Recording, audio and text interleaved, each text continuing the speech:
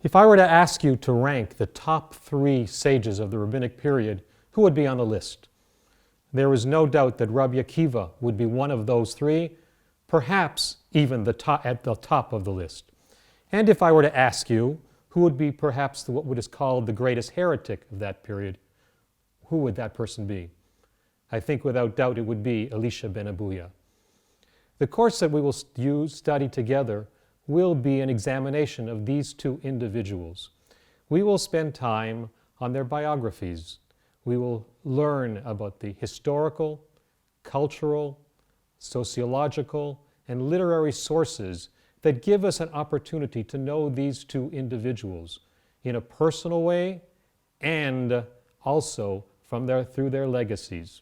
We will spend time studying the Mishnah, Midrash, the Talmudic literature, all in translation, so that we can get a picture of who these people really are and who they were according to those texts.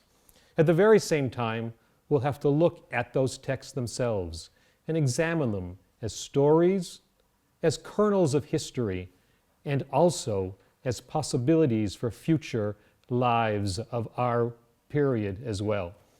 At the same time, we're going to look at primary sources.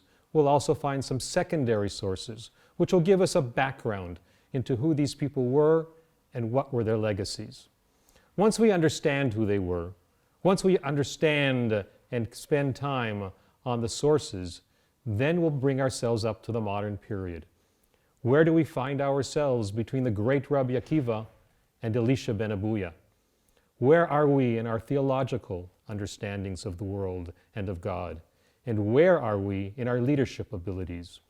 We'll examine those leadership abilities not only for ourselves, but also for the modern state of Israel, in a religious sense, and also from the point of view of the politics of these 2 individuals as well.